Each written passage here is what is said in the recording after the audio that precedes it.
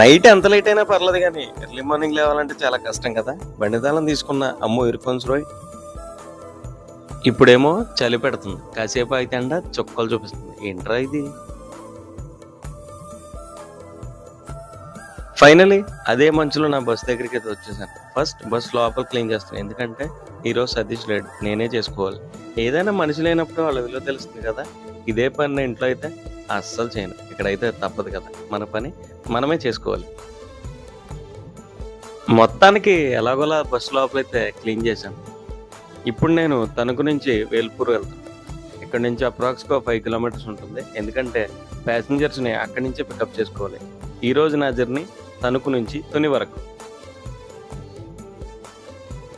ఇది లోకల్ ట్రిప్పే కాబట్టి నేను ఒక్కడనే వెళ్ళిపోతున్నా ఈరోజు.